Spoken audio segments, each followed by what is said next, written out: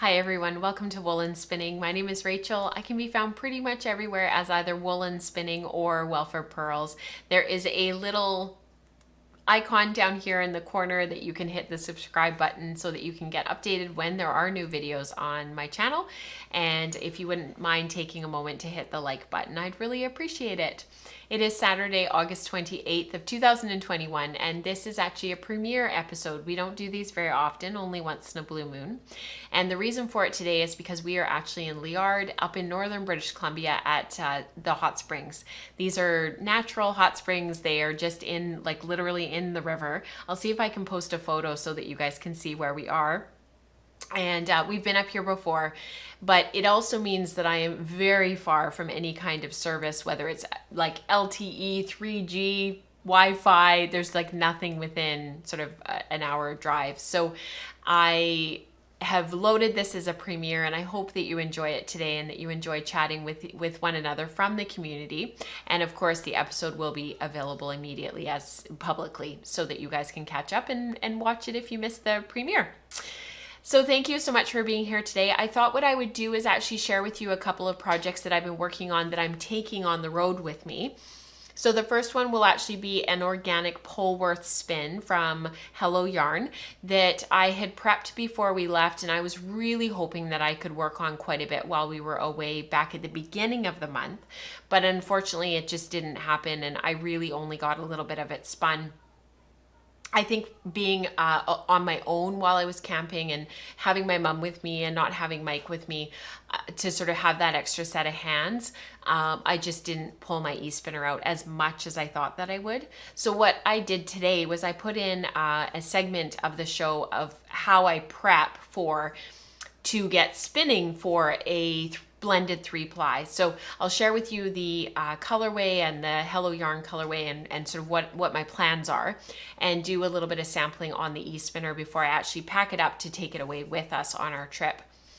It was really funny because actually just a couple of weeks ago I got a message in the comment section here on YouTube asking for some sampling on an e-spinner, and it was kind of ironic because I just finished recording this segment. So it was perfect timing, and I hope that some of your questions get answered.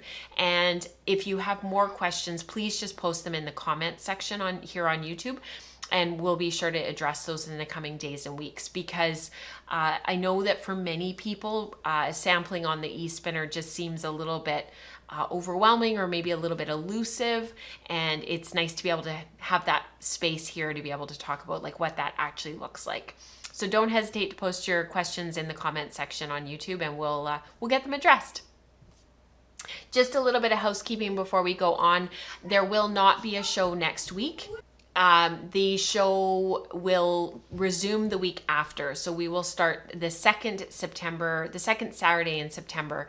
We'll be back to the live stream. With us being away for a couple of weekends, I decided to take off the second weekend. So we won't be back within cell range anyways. And I thought, you know what, let's have a show this morning, and then we'll skip and we'll have a show when we get back. So there won't be a live stream next Saturday on September 4th, but we will be back to regular scheduled programming, and everything will be back to normal on September 11th. So in the meantime, let's run the intro credits, and I will see you on the other side.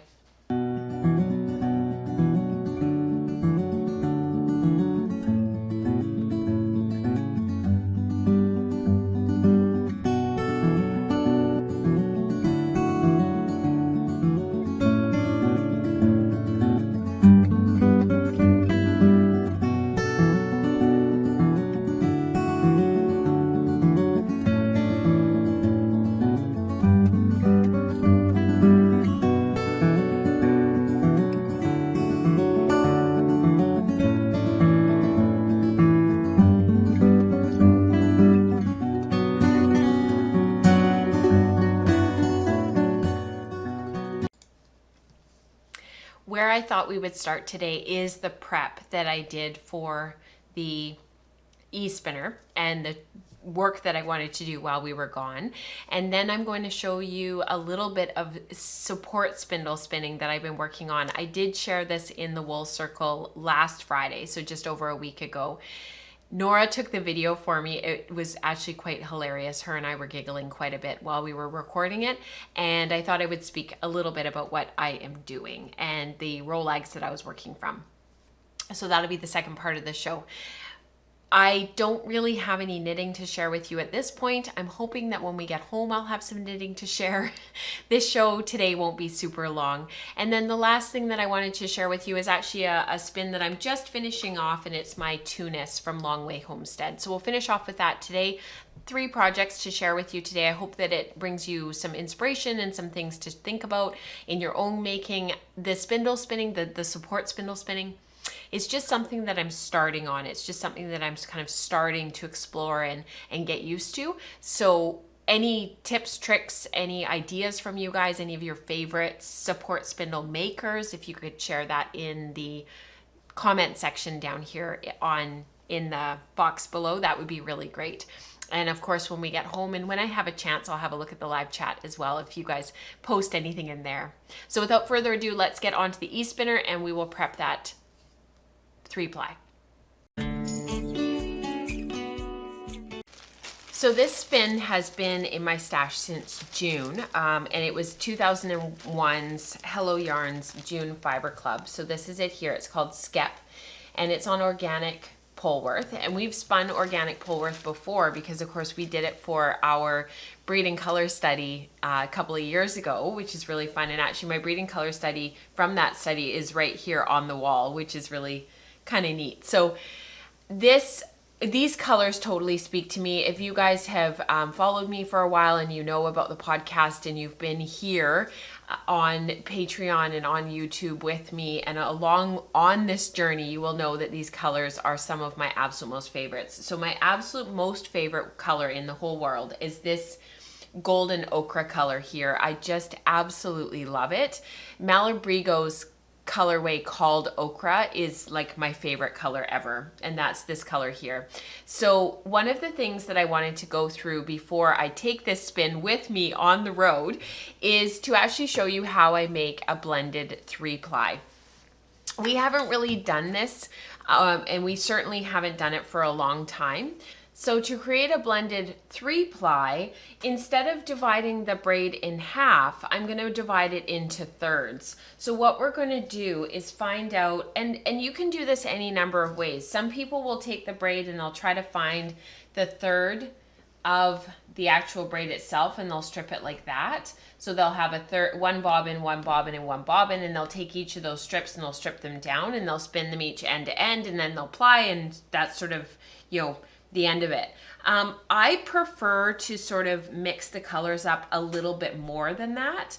So what I tend to do is I try to find the midway point. So I'm just going to try to lay this out so that it's into thirds, and it takes a minute to sort of figure that out and to get the length of the braid sort of right. But when you do this, it gives you a pretty good idea of how the colors are going to match up and what colors are going to spin together. So if I were to spin this end to end, this end to end, and this end to end, and then ply it from 3 separate bobbins, I'm going to have a yarn that's going to sort of look like this.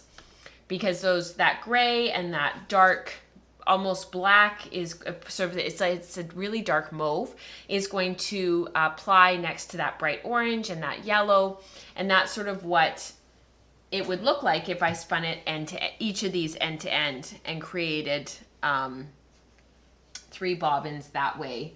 So this is actually the thirds, and you can see here that I've got a split here. I'm going to split it up here, and then I'm going to do the same thing at the other end. So this is going to split the other end here. I'm going to have the 2 oranges split in the middle here. So what I'm going to do is go ahead and pull them apart here.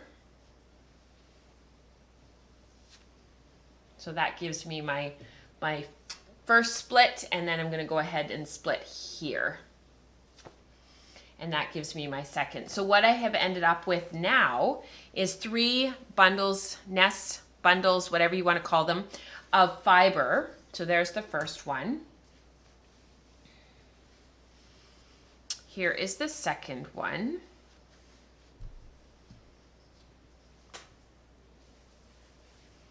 And all of a sudden 4 ounces starts to feel sort of a bit more manageable, doesn't it? Because now we've got 3 nests of fiber, and we've got sort of 3 bobbins, if you will. Like this will be a bobbin, this will be a bobbin, this will be a bobbin, and we can sort of, you know, work on that and focus on that, and just focus on one bobbin at a time and doing one bundle at a time, and it doesn't feel quite so overwhelming all of a sudden. Now I am taking this on the road with me, so I'm planning to spin this on my Ashford e-spinner. So what we're going to do is put these 2 off to the side, and I'm going to split all 3 of these exactly the same way. So I'm going to take this first one, and I'm just going to open it up and find that natural split in the braid. And I'm going to untwist it here. Now, because I'm going to be spinning on my Ashford e-spinner, and I'm probably going to be spinning on the beach at the lake that we're going to, I'm not going to immediately load this onto a distaff for travel, but once we get there, I probably will do that. But for our purposes here today, I am going to show you how I prepare the fiber for spinning for transport. And then when we get there, I'll probably take the time when we're sitting on the beach, because we're usually down there for a couple of hours. And I will show you, and I'll probably take the time to load each of these little nests onto a distaff. So I'm going to strip these down. And so I am going to keep stripping this third exactly like this. And once I strip them down into widths about my pointer finger, I will wind them up.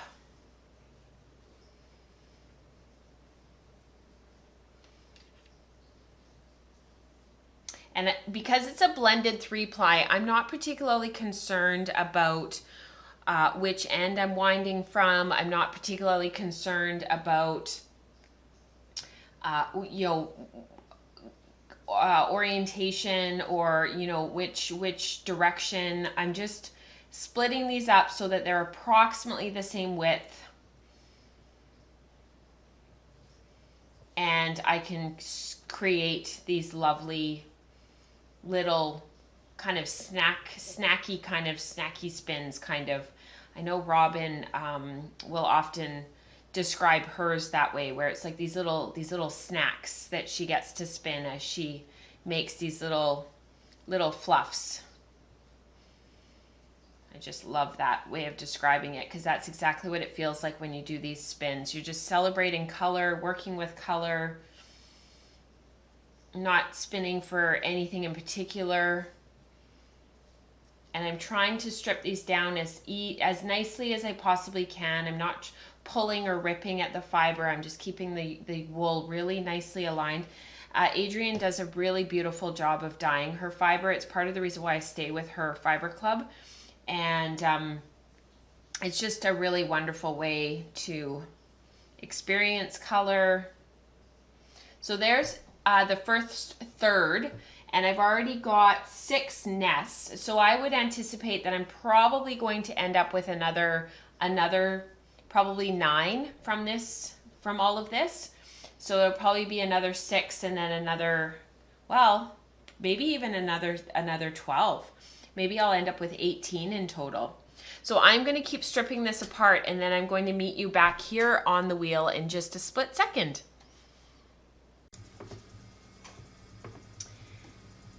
After I was able to divide all of these up and get them all ready for spinning, I decided to throw them onto my e-spinner before I actually leave and before we actually go on our trip, because I wanted to share with you how I am planning on spinning this. So I am actually going to be spinning this my default method, and the reason for that is because we're going to be away, and I would really like to just kind of spin on the beach and not really have to watch my hands, and not really have to watch what it is that I'm doing, and not really think about the thickness of the yarn or what I'm doing with the yarn, or whether or not I'm spinning it properly, or whether or not it's right to my sample card, and blah, blah, blah. So I thought that I would share with you what that looks like when I am totally on autopilot, when I am not paying any attention whatsoever. This is what my spinning looks like. This is organic Polworth, and it's just a super lovely prep. 1, 2, 3, and on. 1, 2, 3, and on. 1, 2, 3, and on. I keep my fingers really close to the fiber supply, and I keep my hands really close together because this isn't a particularly long stapled fiber. Polworth is not going to be, you know, like Wensleydale or Lister long wool where our hands are going to be really, really super far apart. And I'm also keeping my forward hand, my pinching hand, quite far forward of the fiber so that those pinching fingers are not coming into the fiber supply at all. They're staying really quite far forward, and they're staying up there so that I can grab just a few fibers at a time. So as I draw back, I'm just staying really high up, away at the very top end of my drafting triangle. And that means that I can just pinch a tiny bit, pull back, and on. I've got the E-spinner set at 12 o'clock, so it's not particularly fast. And I'll pause it here in just a sec, and I'll show you what my ply-back test looks like. It also gives me a chance to move my guide. So this is the ply-back test for the 2-ply. So just a medium yarn, not tons and tons and tons of twist, but it's not low twist either.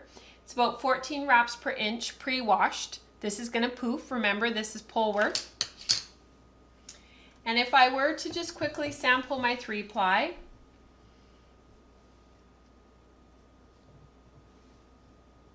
do that for you guys.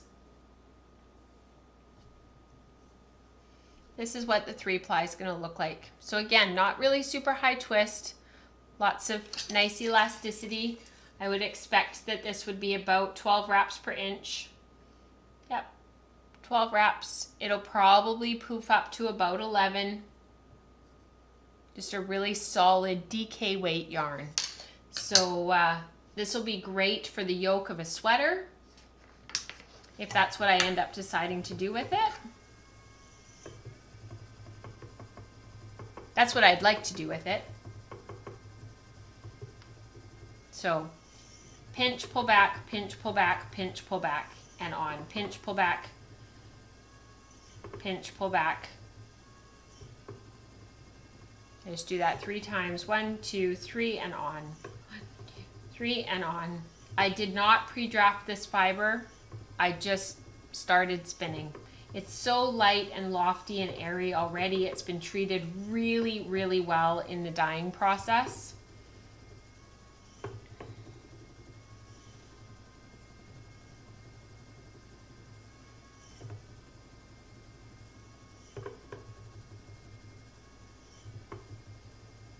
The singles are being spun to about 22 wraps per inch. Let's have a quick look. That was the last thing that I meant to look at it a minute ago and I didn't.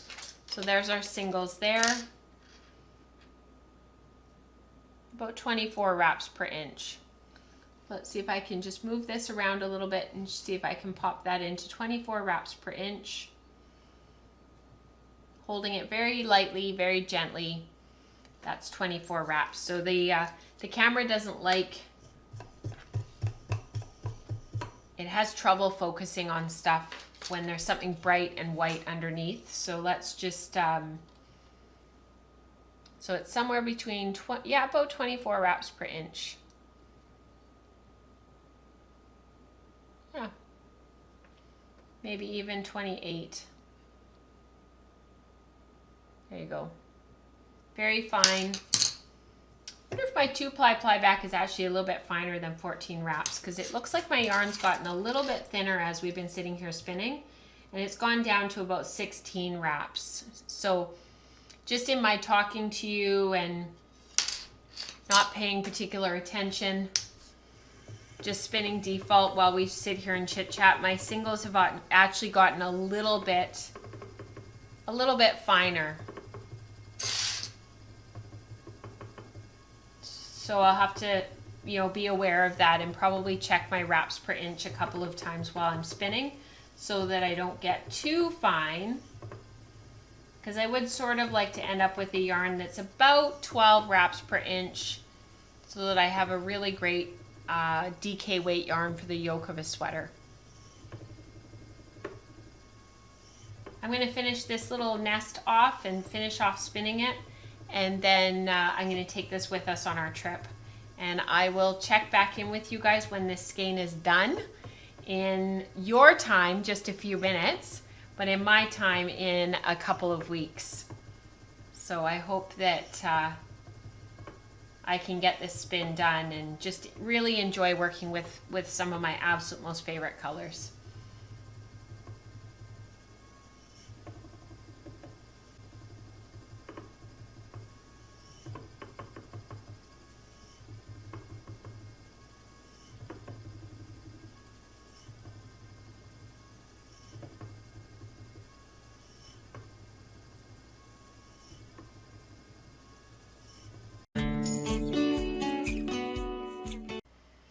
As you guys know, I've been working a lot on my support spindling lately, so I thought that I would include the video that Nora took. And this was sort of a bit of a je ne sais quoi. We just sort of were playing with the camera, and I just kind of gave it to her, and I'm like, can you try to capture my hands and what my hands are doing? So she was being really hilarious, and we were actually waiting in the car because James had a dental appointment. But you know how, well, you might not know, up here we're not allowed to be like in the waiting room of medical clinics right now. You have to wait in your vehicle, or you've got to wait outside. It's all part of the COVID stuff. So we were waiting, and we had our lunch, and she was, trying to capture my hands. So I thought that I would share that with you here, and we can have a look at sort of what I'm doing, and I'll share with you a little bit about the spindle. So like I said, this is spinning in the car, and Nora's trying to hold the camera and trying to capture my hands, because I wanted her to capture me flicking the spindle. So these are Rolegs that I made when I was thinking about maybe doing an Etsy shop that would be like, Rolegs, little carded nests. It was when I first got the blending board, and I was still trying to figure out like what I wanted to do with this space. And this is actually Corriedale mixed with some merino. I have no idea what the percentages are. And what has ended up happening is, because of the longer stapled Corriedale, which is actually natural gray, against the merino that actually is a bit neppy and a little bit, it's not as nice as the Corriedale, and it doesn't draft quite as nicely. It was old, it was in my stash. It's made it a little bit difficult to draft out these Rolegs as I'm spinning. So it's been a really good learning experience, and I'm down to the last couple of Rolegs, and hopefully this yarn will actually be finished and I'll be able to show it to you on September 11th. But the spinning here is, I keep having to stop because the Roleg literally won't draft. However, that said, this little turbo spindle is made by Hound Design, and my friend Diana has a couple of them. They're really, really neat. They're really fast. They're very small. They're only about yay big, and I have them stored actually in my little box here. So this is kind of like my little box that I've been taking everywhere. I shared it with you a couple of weeks ago on the podcast, and I've got it all sort of stored in this little bag. And the little turbo just goes like stink. At first, when I first got it, I actually found it really hard to get it to go, but I've sort of figured out where I need to hit on the spindle to get it to really spin. And I really, really like using this little ramekin, and it really goes. So this is called a little turbo. I picked it up completely by accident at Fibers West years ago. I had no idea what I was buying, but I just really liked the look of it. And then this is what the Rolegs look like, because these will actually be spun, before we get back, so you won't see them otherwise. But that's kind of what the row legs look like, the natural kind of warm gray against that ochre yellow. I know there's a theme here the last couple of weeks. I just absolutely love that color. You guys know that. And so I'm down to the last two. And the other spindle that I've been spinning on, just to get used to it, is my Nitty Naughty UK spindle. And this has a metal tip. This is a Tibetan spindle. And I really like this one. I also have a second one that looks like this. And I've been spinning up my Crafty Jacks 100% Merino, which we talked about on the Wool Circle on, I guess it was Friday the 20th. So that was the last episode of the Wool Circle, and we talked about this spin and prepping this spin to take it on the road with us to finish. So this is just a really fun little spindle, and I'm really glad to have it. So I will hopefully be able to share that finished spin with you when I get back. This was my little sampler that I had made off of my little hound design, which is the one that I'm spinning on right now here. And it's just a really fun little skein. And I'll hopefully have a little bit more to add to it, and sort of a little sample of my first finished project that is actually support spindle spun, which is really neat. So I'll be working on that on the road. And the way that I'm flicking it, the way that I'm holding it and whatnot, this is all just part of my learning process right now. And hopefully over the coming weeks and months, I'll be able to speak a little bit more to my process and what the learning has been like and how it's gone, and be able to reflect a little bit on what's working, what's not working, the preps that I like, drafting out with my left hand versus my right hand, flicking with my right hand versus my left hand, because I've been playing with that and going back and forth. So more to come, more to come. This is my Nitty Naughty UK Tibetan spindle. And these are those row legs that we were talking about just now. And this is me sort of playing around and spinning on that support spindle. What I find with this spindle is that it goes really, really quickly. And I really enjoy the fact that I can work at it and keep it going for quite a long while. And here I'm winding a cop at the top part of the spindle, so that's sort of up here in the upper portion of the spindle, and then you wind that off and then rewind onto the lower cop, the big cop, where you're storing all of your singles down on the lower part of the spindle. I actually really have enjoyed this process. I've really enjoyed being able to wind them on and wind them back onto the lower part of the spindle. I am just a beginner. I'm just learning. I am trying to figure it all out, but I thought that including some video here and sort of sharing with you what it actually physically looks like was maybe helpful as I navigate this new way of spinning. I've been wanting to support spindle for a really super long time. This is something that I've been working towards for a long time, and really just haven't made any sort of intentional effort to include in my spinning overall. And I think going into the fall, one of the things that I've been really wanting to do or hoping to do is to be more intentional about how I'm spending these little snippets of time. I don't necessarily want to spin on one thing and spin a huge amount of that one yarn at this point. I know that that drive and that want for those larger quantities of yarn will come back again. It's one of the things that I love most about spinning and about creating yarn. I just think that at this point where I'm at right now and how my making has just felt overall this year for 2021, nothing feels like it's like flowing. Everything sort of feels like it's a little bit more forced, or a little bit, it's just not got that flow. And because of that, I think focusing in and focusing down on some of these smaller projects and basically just giving myself permission to take a step back and work on some smaller things, invest in some really beautiful tools. I have bought a few support spindles over the last few weeks that I'm excited to share with you as they come, and just giving myself a hall pass, to do some smaller things, work on some different things, and have an opportunity to maybe not have quite so much pressure on myself, maybe not have all of the expectations that I generally have of myself, putting the pressure on myself that I've done in the past, and just learn something new and not worry about it so much. Give myself that hall pass. I don't know how else to sort of describe it. And so learning this and playing with this has actually been really fun, because there is no perfection. There is no good yarn that I can make, because I'm just learning, and it's just like my first yarn. You may have noticed that I just switched my hands here. So I actually find that when I'm winding the butterfly, I really can only do it with my right hand.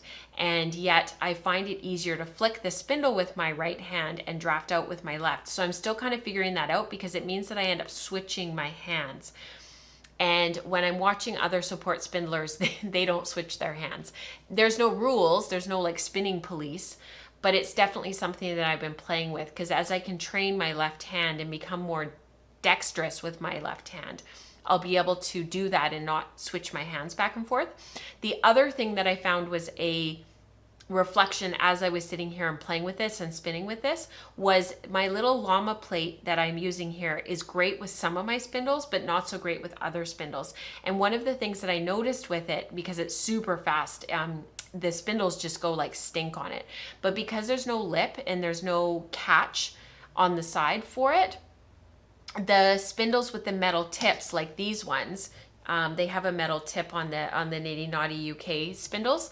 They slide right off. So I actually have found that my little Turbo by Hound Design, and unfortunately he's not making spindles anymore, but that one actually on this little plate goes like stink, and it's perfect. So that was something that I was sort of sitting there reflecting on and kind of figuring out. So enough of that. Let's get back to other things on the show. I thought that I would share with you some of my weaving that I've been doing for my OHS Master Weaver Unit 1. I got a chance to start on this, and it's been going really super well. So I thought that I would share with you what I decided to do for my Unit 1 and how it's going so far. So I'm weaving on my new, to me, Jane loom. This is a table loom. It happens to be on a stand. It's been great having the stand. I wasn't sold on getting a stand again. I know it takes up a little bit more space in the house, takes up a bigger footprint, but it does come with a case. I can put it away, and the stand pieces can go away as well, and they can be collapsed down. So I'll keep it sort of put together for now, and then I'll decide, what I'm going to do when it comes to storing and whatnot. The plan is to weave on my Jane as many of my samples for my OHS Master Weaver as I possibly can. And the reason for that is because of just wanting to keep my big looms free. So the first unit is broken down into tabby and twill. So tabby is another word for plain weave. And tabby is what we are watching, and how the weave structure is working up on the right hand side as well as the left hand side of the warp. So you thread your warp based on the instructions that are given, and then of course you thread your heddles. You're going to slay your reed at your chosen ends per inch, and then you're going to weave at your chosen picks per inch. So here they've asked for a balanced weave. So I happen to be weaving at 10 ends per inch, and I'm also trying to achieve 10 picks per inch. Thus far, touch wood and blue, I have actually been able to accomplish that, which has been pretty cool. I have been really weaving quite precisely. I tend to be quite precise when I'm weaving anyhow, so that's been pretty consistent. And I'm actually getting to the end here where I need to advance the warp, so I will do that. But this is sort of for now what my sample is looking like. So there's, like I said, there's 3 different threading patterns that they ask you to do. They ask you to tie on, to warp up a certain number of warp threads. I'll just move off to the side here so you can really see. And then as you're working through your samples for your unit, you're watching how that pattern works up across the blue. So right now I'm looking at my plain weave, and I'm just going to keep weaving for a while and continue sort of working on my selvages, because I'm not super happy with how my selvages are coming out thus far. They're not as neat and as clean as I like them. So I'm just going to advance some of my warp here.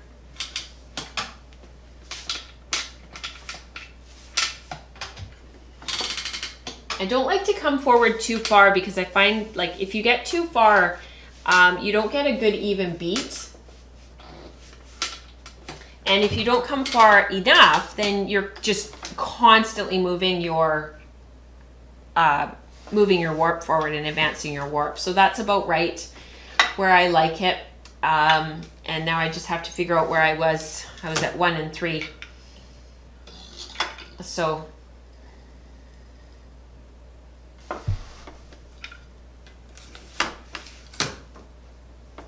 and change, and then I'll check my ends per inch, my picks per inch in just a moment. Ends per inch and picks per inch, they're a little bit like knitting gauge, stitch gauge and row gauge. If you think of that and kind of keep that in the back of your mind, as you get started, you can sort of figure out, you know, what you're doing. You need to measure relatively precisely. The instructions and what I am doing is measuring on the loom and off the loom. So I'm looking at my ends per inch and my picks per inch on the loom, and then I will wash and finish my sample and have a look at what it is off the loom, how much shrinkage there was, how much I lost. So measuring it before I wash it, and then again after washing to see what the shrinkage was. This is all part of the learning that we do when we're working on these programs. So I'm actually going to put that down, and I'll have a look at my picks per inch and see where I'm at. I'm aiming for about 10. I've got 1, 2, let's make sure that I'm out of the way here. I'll zoom in a little bit so you guys can see if I can stay off to the side here. 1, 2, 3, 4, 5, 6, 7, 8, 9, 10. So I'm actually weaving like bang on where I need to be. I've got a selvage thread on either side, which is per the warping instructions.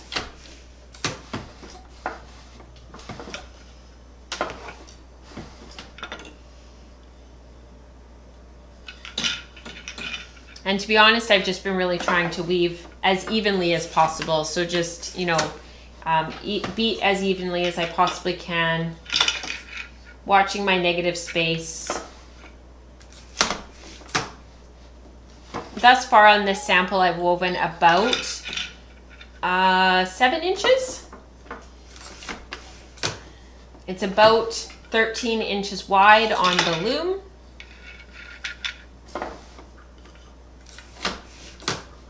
$33 centimeters.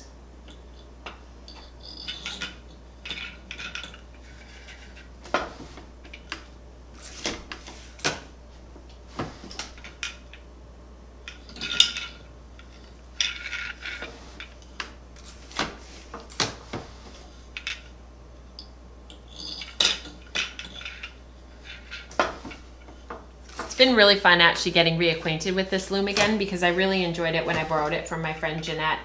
And you know, I really wanted to get onto a floor loom, so I was happy to give that one back. It was a little bit bigger than what I wanted, but this Jane 40 is just perfect. Gives you about just shy of 16 inches of weaving width. I think it's 15 weaving width if my memory serves.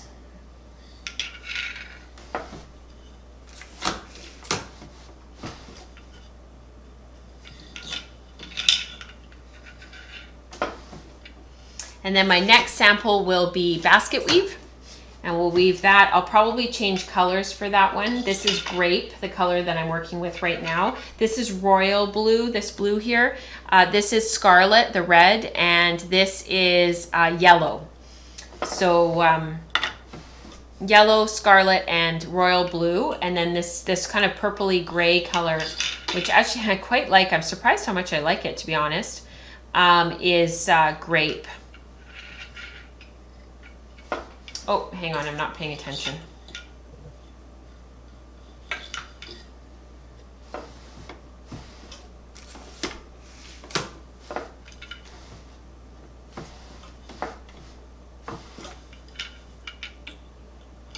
And then I also bought sage, teal, fawn. What other colors did I buy?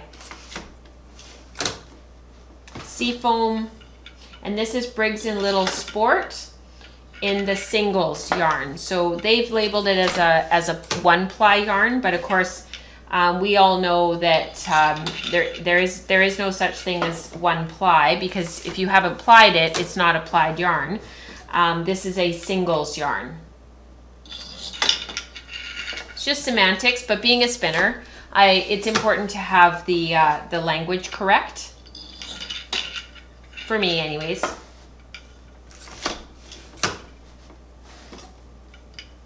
So I feel like I'm weaving a little bit more firmly. So let's see what my picks per inch are, and then we'll say goodbye. So I'm just gonna move out of the way here, bring the camera in as close as I possibly can, and have a look at what my weaving gauge is. Yeah, I'm still at 10 picks per inch. So I felt like I was being a bit firmer with my beat, but I think what's actually ended up happening is my selvages are getting a little bit cleaner. I'm getting used to weaving with wool again. I've been weaving so much with cotton for so long that coming back to weaving with wool, which I did a lot when I first started weaving because I was on the rigid heddle and then I was on the Jane, this has just been really lovely. So I will keep working away at these samples and continue sharing my progress with you about how all of my units go over the coming days, weeks, months, and years. Because this is something that I'll be working on very, very slowly in the background throughout the coming years. They recommend taking about 6 years to finish your Master Weaver program. And that's probably my aim. There will be some years where doing a little bit more will be realistic, and there will be some years where doing a little bit less will be necessary. So I'm just going to be very gentle and very kind to myself and just really try to enjoy the process as much as possible.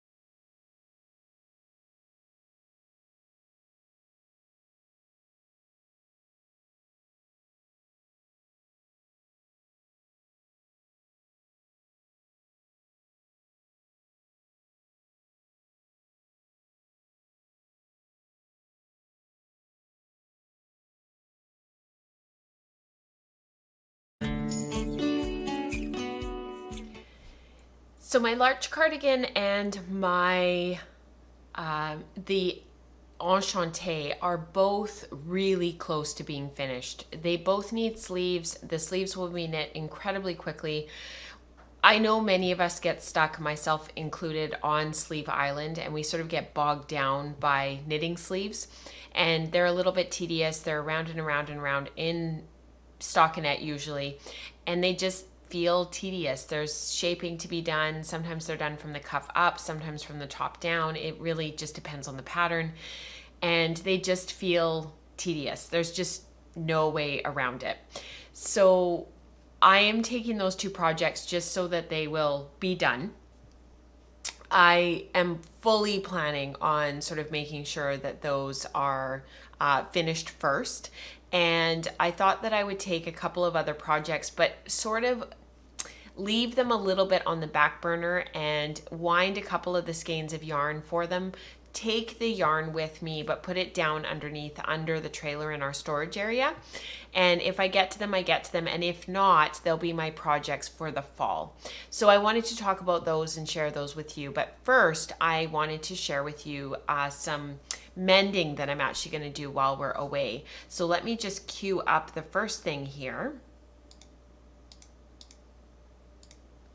This is the stone crop pullover. I made this for the Ashford Wheeler that came out last year in 2020. And this sweater has been sitting on my weaving bench since I made it. There's a couple of things about it that I'm not super happy with. The boat neck is quite large, so I'm going to go back and undo the tubular cast on and sort of fix it a little bit. I just need to tighten it up. Like even at the back neck where the first stitches were made, it's very loose. And it just needs to be tightened up a little bit. So I'm going to work on that. But the other big thing about this sweater is it's too short. So as you can see in the photo here, the sweater hits the top of my button band of my jeans. It's just a couple of inches too short. So what I am going to do, and it will take a little bit of time, but it will be well worth it, I think. I think that I need to take the time to do this. I bought a petite from Katrina that's in the same colorway. This is the Green Jungle, I think. Deep Jungle. I always want to call it Green Jungle because it's green, but Deep Jungle is one of my absolute most favorite colorways from Katrina. And this is the Deep Jungle. This is her Tough and Tender base, which I've used this yarn. It's a fingering weight yarn. I've used it for a lot of projects. I used it for my jingle. I used it for this. I've used it for other things. This is a 90% superwash targhee and 10% nylon. It's very bouncy, very springy, lots of really good bulk to it. So when you squish it down, it just comes right back up to life. And I still have my hand spun. So what I'm going to do is pull out the bottom of the band, the bottom hem, undo that tubular bind off, and rip back on the ribbing. Add another repeat of the color work, and then work the ribbing again and bind off. It sounds like a lot of work for kind of a small project. It's like, Rachel, just put a tunic underneath or put a dress underneath, or, you know, etc. But the thing is that I don't wear that type of stuff, and the amount of work that went into this sweater and the amount of knitting in this sweater, it's actually really worthwhile to fix it. And I could probably have this done in one of our driving days and have it bound off and completely finished and be able to wash and block it again. This was superwash targhee, and it is a fractal spun. This is what's it called? Early Dawn. I actually have it right here, so I'm going to look it up because otherwise I'm going to get questions about it. And it's Crafty Jacks. It's Katrina's colorway. My most favorite colorway. This was a targhee bamboo silk blend, and the colorway is Fractured Dawn. I knew it wasn't quite right what I was saying. So this was part of our breeding color study on our fin study, and this actually became one of her colorways in her shop, and that she carries on like hand painted on comb top because it was so popular. So these were the this was the commercial yarn that her and I matched. We talked about doing a purple for the background color. We talked about the cream wouldn't work because there was so much white in the Fractured Dawn, and the sweater would have felt quite flat. And it was actually Katrina that suggested doing the green, and we just kept coming back to it again and again and again, and it worked out absolutely beautifully. I've talked about this before. When you stick with colors and colorways from the same dyer, even if it's a different base, even if it's a different yarn, they tend to work out really super well because they use the same dyes and the same colors. And so you can often get a really good match with your yarns when you're trying to make projects and use multiple skeins, multiple braids, multiple, intermixing commercial with hand spun. It works really quite well. So the two remaining projects that I'm taking with us on our trip are from commercial yarn. So the first one is Yustava, and this is a design by, I think I'm saying it right, Jonah Haitala. And this is a really, really beautiful sweater that is knit. Let me just get it up here on the screen because I just need to speak to it properly. It's knit out of an Aran weight by holding a lace yarn, usually a silk mohair, with a DK singles. That's what's called for in the pattern. So you end up with an Aran weight that's about 8 wraps per inch. But it's knit on 4mm needles, and it's knit to a gauge of 20.5 stitches, which is a really difficult gauge to get. I find when gauges are this specific, they can be a little bit challenging. The yarn that I have for this is actually some yarn that I bought right before my local yarn shop closed. This was yarn that I had been eyeballing for quite a long time. I did get it slightly on sale. And it is this Llama Natural worsted yarn. It's by Estelle Yarns. And it's let me just read off the blend to you. It's 20% llama, 80% merino. So I'm going to have to be very careful with this when I wash it because I suspect that it could have the potential. It's quite fine. It has the potential probably to full in the washing process, if not felt. I had a yarn like this that I worked with a few years ago, and I felted the sweater as soon as it hit the water. So ever since then, I've just been very aware of 100% merino yarns, and this one's 80%. So 250 meters for 100 grams, and the recommended gauge is on 4.5mm needles, and your gauge that you get theoretically is 20 stitches. The row gauge on this is 27 rows per 4 inches. So I need to do some gauge swatching. I'm only going to wind one skein of yarn and do my gauge swatch and then kind of go from there. What I really liked about this sweater, and if you look at the model who's wearing it, if you look at the sleeves and then you look at how she's sitting and look at the sweater sort of more on the back of her torso, there's a lot of drape. And you can see that in just sort of how the stitches are falling, how the sweater is falling. It just looks really lovely. I love the neck. I think this is going to be a very wearable sweater. I've not knit any of her designs, but I'm excited to try something different. And I have more than enough yarn in my stash. And I also really like that this sweater is knit with quite a bit of ease. So it starts with recommended 6 inches of positive ease, which means that it's meant to be quite roomy. You're meant to be able to button it up. It just is a very classic sweater, and I really loved it. So I've got 6 skeins of this. I don't think that I will need all of them. I will probably have 1 or 2 left at the end. And if I knit it with if I knit the size 2, that'll actually give me about 6 inches of positive ease. But for my shoulders and for the fit through my shoulders, that's often actually too big. So I'm going to have a really good look at the pattern and see if I can maybe make it a little bit more ease in the body, but knit the size 1 for the upper bust, because my bust measurement is actually only about 32, 33. And when you're starting to talk about 6 to 8 inches of positive ease, it starts to get a little bit too big. It gets difficult for layering and putting jackets over top, and I always have to be wearing a rain jacket here, which anybody who lives in the Pacific Northwest totally understands.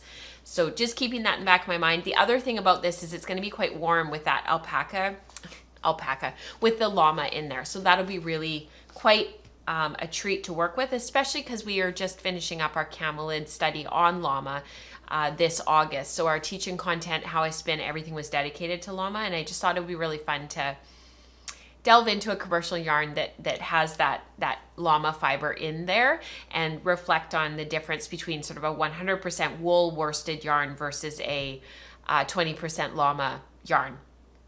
So really fun. I'm actually quite excited about that.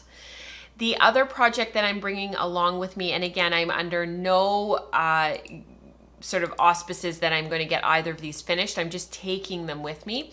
This is the Lunenburg pullover. This is a pattern by Amy Christoffers, however you say her last name. You guys know how much I love her patterns. I often feel like they are sort of knit for me. And this is a pattern that calls for sport weight yarn. gauge of 24 stitches, 32 rows. This is color work, and it's a color work yoke, so you can probably imagine where I'm going with this. It is a little bit more important to take row gauge into account. If my row gauge is quite a bit longer, so if my row gauge ends up being like, say, 24 rows instead of 32, then that color work is going to have to move down into the yoke, and I'm going to need to divide the sleeves earlier than the pattern calls for, depending on the size that I end up knitting, because to be honest with you, I haven't actually looked at the sizing.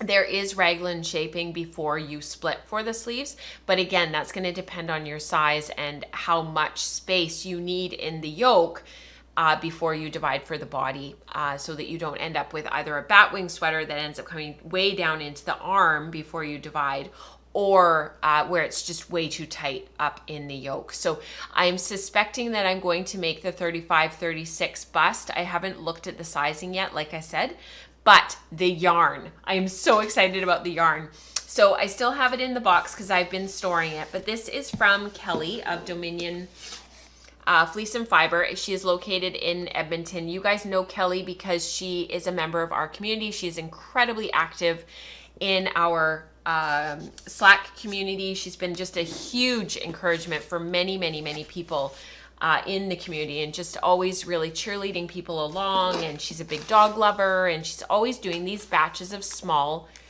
farm yarn. So this is North County Cheviot. This is it's a 2-ply sport, 24 stitches over 10 inches on 3mm or 3.25mm needles, which is exactly what I need for gauge for the pattern. This color is the indigo and marigold. So this was an indigo vat after she died with marigold. And of course, if you guys know me and you followed for a while, you know how much I absolutely love these dark teal, kind of grello-y, sort of muddy sort of colors. And of course, I'm drawn to this sweater because hello, gray, grello, and creamy white. Like, you couldn't get any better. If you guys have followed me for a while, you know that I actually don't love white per se. It's the creamy, natural fleece color that I love. It's that, this is true white, the label. So you can really see the contrast there. This is much warmer. It's almost, and it's not eggshell in the sense that it's got that gray. It's warmer than that. It's got that little bit of creamy yellow in there. It's not yellow, but it's not really ivory either, but it is warm compared to, and this is just the natural color of fleece. So I did order one that's naturally colored, which you can imagine the yoke of the sweater.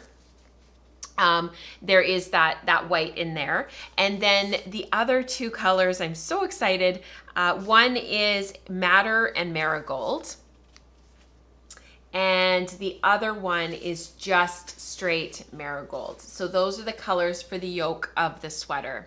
So the yoke of the sweater will have a little bit of the indigo, and then of course the other three colors will go through the yoke quite nicely. So there are, I'm super excited about this. So the main color, and then you need 1, 2, 3 contrast colors. So actually you need 4 contrast colors, but the 4th contrast color is actually in my stash and it's upstairs. So I need to go and grab it. But it's gonna work just absolutely beautifully. Unfortunately, the camera is registering this as kind of more like more green. It's actually, I don't know if I move it away, it's actually like yellow. It's true, it's more the color of the yellow that's in the yoke there. This is registering as green. It might be my hair color and just the camera and the lighting and the indigo, but it's actually golden yellow.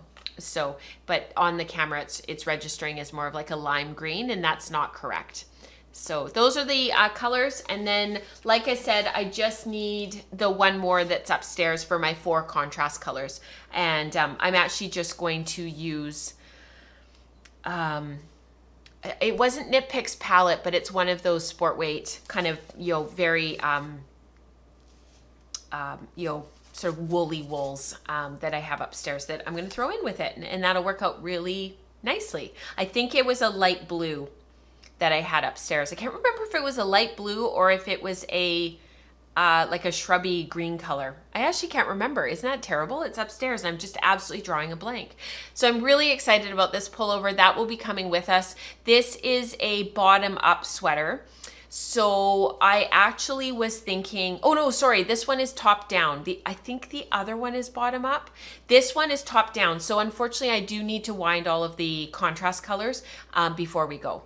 So I'll wind up all the contrast colors, but I won't wind up all of the indigo. I'll only wind one skein, do my gauge swatch, do a little bit of color work in the gauge swatch to kind of get a general idea. I like gauge swatching in the round, but I don't have enough yarn to waste on a swatch. So I need to sort of take a leap of faith and just do a small gauge swatch, get my stockinette gauge, and then kind of just get on with it. So that is what I'm taking on the road with me, and wish me luck that I'll get some stuff done, because I'm also taking all of my spindles, and that will actually be what I spend most of my time on. So I'm not planning on really getting a lot of knitting done, and that's totally fine. I don't need a ton of sweaters, which is why I'm sort of a bit ho-hum about wanting to take too much and not wanting to wind a ton of yarn prior to.